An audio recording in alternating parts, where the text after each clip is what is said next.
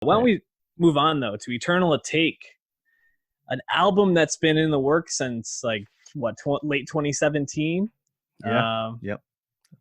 yeah, I guess he tweeted about it in end of July 2018. Um, to then only tweet that he's done with music, he's retiring in January 2019. There were some leaks, even put on Spotify under fake names. Album seemed to just kind of be in a mysterious production place, and then all of a sudden, March 7th, there it is. He tweets about it, he Yeah. drops it, and it's on our Spotify's. And Dave, how are you feeling about Eternal Atake? Yeah, dude. It was so interesting too because it was maybe a week ago, 10 days ago. Uzi started tweeting a lot and specifically tweeting a lot about this album, and he starts like putting polls up for what should be the cover, and it's like, oh wait, there's like real smoke now. This is different than before, and similar to Megan, for a long time, Uzi was beefing with his label. He had signed a Generation Now, DJ Cannon, DJ Drama, and Don Cannon's imprint on Atlantic Records, and uh, it did get confirmed by I think Rolling Stone that were preventing him from releasing music due to various things, and um, it did seem like maybe we had a chance last year when he dropped a few official singles, which are not on this, of course. That's Iraq, Same with Paradise, those tracks. But yeah, then the fact that like I think everyone was thinking, all right, next week, was it the 13th? Wow, this Friday, everyone's like, all right, that's probably the day we're gonna get the Uzi album, assuming all goes well. And then he's like, fuck it, that was the plan, motherfuckers. But I'm dropping this shit now. I mean, what was it, like 10 a.m. or something Friday? Yeah. Like it was not like a new music Friday, like get everything ready for it. No, that was like it was just kind of like early Friday morning. He just sprung it on everyone, and I think that was really exciting because you somehow got the surprise factor with all this pent up excitement and just rabid fans who are really anticipating this project.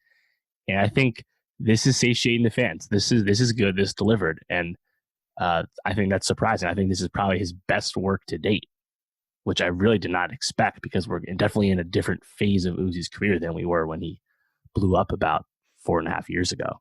So I really liked a lot of it. Obviously, it's a long ass project. There's plenty to cut here if you wanted to, but I think there's just so many great moments, especially for big Uzi fans. That it's again, I'm just kind of blown away that it's as good as it is.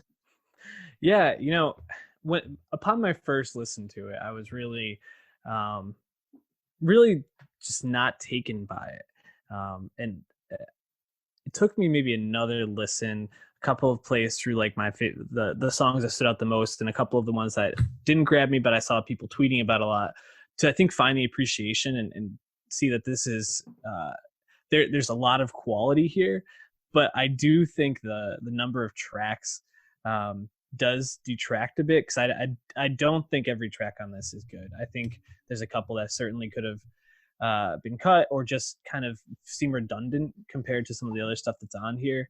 Um, it's it's interesting because as I was listening to it, I kept kind of being like, "Oh, is this the end? Is this the end?" And it's kind of put together by like skits, right? Yeah. So it's what Uzi's like taken by aliens, and he's like going through space, and I don't know, like being probed or some shit. I think at one point he's like about to be Right. probed, and like gets out. It's a concept, but Baby Pluto, Renji, and Lil Uzi Vert, like these yeah, three like discs, quote unquote.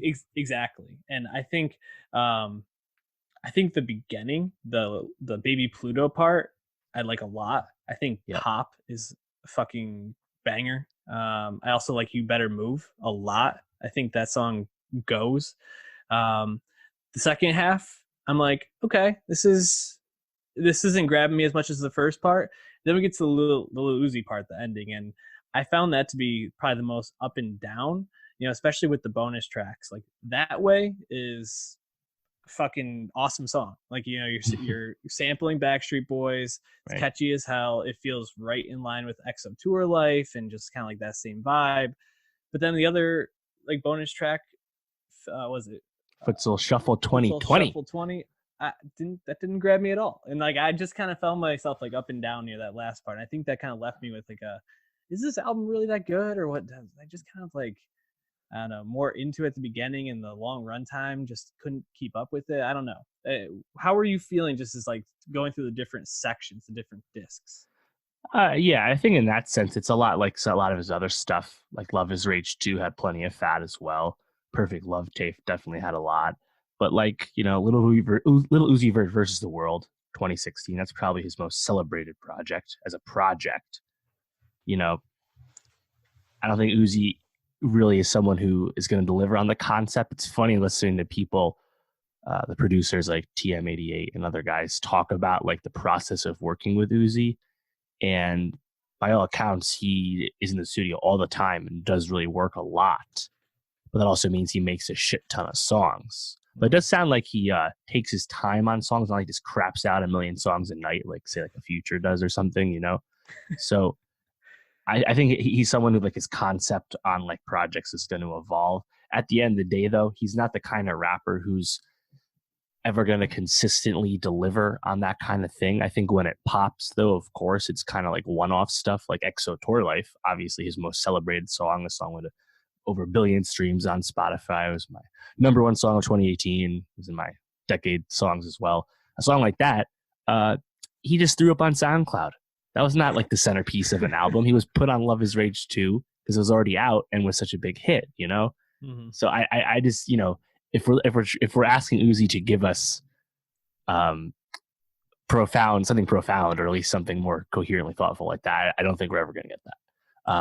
But I think what people like about this is that you get a lot of like the classic things you want from Uzi, like some of those songs, like, all right, this is the shoulder shimmy, eye rolling Uzi that everyone likes, and you know you can just get down with that track.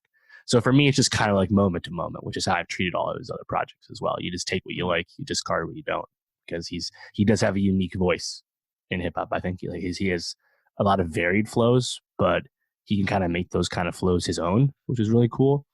And at the end of the day, it's an interesting form of bravado, you know. Like he's definitely just as cocky as Megan Thee Stallion, but they sound so different, of course. So Yeah, he's definitely. he's his own guy. I think that's why he ultimately has become so popular, because there's just something kind of endearing about his music. It, just to maybe play devil's advocate, when this album dropped, the amount of attention it got, like on Twitter, the amount of excitement it really drew from people, it felt a lot like what you see for like a Drake drop or a Mm-hmm. Kanye drop. It's obvious that he is seen in such a and held to such a high stature within the hip hop world, and I think rightfully so. Like you said, he made a song that literally is like song of the decade. If you even did songs of like the since the 2000s dropped, it could possibly be in the running, or at least like probably top 20. It's that undeniable. Should we though then just kind of be like, yeah, he's gonna drop some songs that are good and just drop a lot of stuff that we're gonna forget about? Sure. Yeah, I think the key difference here is so that no one says he's like the best rapper in the game. True. You know, like Mm-hmm. people say Drake's at the top, Right. and he usually is, or at least he's in the top three. So then you hold that higher standard, you know. Whereas I think ultimately people treat Uzi with lower stakes, even despite the fact that he can transcend those low stakes from time to time.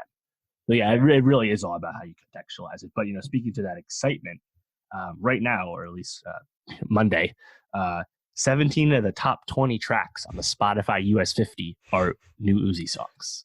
It's And crazy. Baby Pluto, track one, supplanted Roddy Ricch's The Box at number one on the US top 50. The Box had been number one since December 26th. So now the question is, will The Box finally be dethroned from number one on Billboard, of course, where it's been reigning for like about 7 weeks, I think. So the interest, the consumption is without question. I think it's going to do around 300,000 first week, which is interesting because Love Is Rage 2, the last time we got a project, was 135. He's basically doubling his last project sales, It's crazy. which is pretty nuts. But yeah, so you mentioned some of the songs you liked. I agree. I think the beginning probably flows the best. The Baby Pluto stuff, Baby Pluto, Low Main. That's kind of more of like a classic throwback Uzi sound. Towards the middle, I like Bust Me, specifically the first like 30 seconds. I think that really hits, and it kind of flips up into more slower stuff. Prices was cool. Prices, funny enough, is sampling Way Back by Travis from Burst Off the Trap. That Hmm. was kind of cool, kind of like a low key sample at that. I like Footstool Shuffle more than the. I think this is kind of just a catchy, easy song, but I suppose not fancy or anything like that. Chrome Heart Tags I liked as well. Funny enough, that is produced by uh, Big Sosa himself, Chief Keef, who's becoming a bit of an underrated, under the radar producer now, which is cool. But for me, of course, the highlight is P2 right at the end, which is, of course, sampling EXO Tour Life itself. Team 88 basically talked to Uzi, and they um, wanted to recreate the sound of EXO Tour Life in a certain sense. They stripped out with different drums and they tweaked it a lot. And they somehow made like a sequel track that's, I guess, more personal than EXO Tour Life, which is funny because EXO Tour Life is like a really like introspective song that talks about being okay with being addicted because it keeps you controlled. Like the fact that he could somehow make a sequel to that thematically, let alone sound good once again, just kind of blew my mind. Honestly, when I heard this, when I hear the beat, I'm like, wait a minute. And you realize their lyrics are different. Like I no hyperbole. My jaw really did drop. I just kind of like stare into the void for the first verse. I was like, oh my God, this really happened. And then I Yeah. listened to this track like 20 times already. So yeah, I, this shit rocks. I I think P2 is really good, and like you said, I think it's smart and definitely almost like a bit shocking because when I heard it, because I was listening to it while I was at the gym, and I think I was running or something like that, and I literally had to check my phone to see if I was still listening to Right. Eternal Atake or if like Spotify just kind of rolled it into like the top songs from this artist. I was Yep. like, holy shit, like it was a really like cool idea. um yeah, I wonder if we're gonna see people start doing more of this type of stuff though. But this feels such like a interesting way to like you said, make like a sequel to a song. Um, Yeah. I mean, it was a great idea. Um, how did you feel about just like the overall like production and like the sound of this album? Yeah. I think it's ultimately kind of just, it jumps around, Yeah. like I forget his name. Was it Brandon Nesson or something produced a lot of this? I forget. Yeah, it sounds like modern trap beats. Nothing too fancy. Nothing too special. Like I like the Chief Keef beef, but yeah, it just sounds like modern Atlanta Yeah. rap. Really, nothing remarkable, I guess. I didn't think it was anything mind blowing, but I still felt like um, it jumped around enough and was varied enough, especially like tempo wise, tone wise, where I thought it was interesting. Something we kind of knock CJ Fly for. I think we can say the opposite is that he definitely plays around with flow, definitely plays around with tempo and Right. energy. And I give him a lot of credit for that. Overall, I think this is a um, really solid project, but I think one that I'm probably rating a little bit lower than most people are, at least from what I see online. Yeah, well, I think ultimately it depends what you want from Uzi because he also can give you those like slower sad boy tracks, Hmm. and I think sometimes those don't really hit. Those are not great hangs sometimes. I just like him usually for the high energy stuff or when it's something that just kind of transcends everything like XO Tour Life. Mm-hmm. So I think people are just kind of approaching this for different reasons. So it depends what you like about Uzi. But yeah, it's not like I like the whole album. It's 18 tracks. Yeah, hard I to just make all think, those good. he's giving you a lot of what you want still if you're a fan of him already. So that's pretty great because again, this was a guy who teased retirement and has previously seemed to have had at least maybe something going on with substance abuse. Not really sure. So I'm just happy that it seemed like Uzi was truly in command of what he wanted to make, and and, Yeah. and did in fact deliver that. And like being the production, as you said, producer story. Apparently, Uzi just goes through hundreds and hundreds of beats. Like he asks for like huge beat backs, and like he does seem to be a pretty methodical rapper when it comes to constructing his things. And like we said, I don't know if the themes that he's going for necessarily resonate, but I still appreciate his attention to detail, which I think a lot of people assumed he really didn't have when he Yeah. kind of blew up a few years ago as a aloof young 20-something-year-old. No, I agree. We'll probably be putting one or two tracks onto our Nostalgia Best of 2020, so go follow that on Spotify.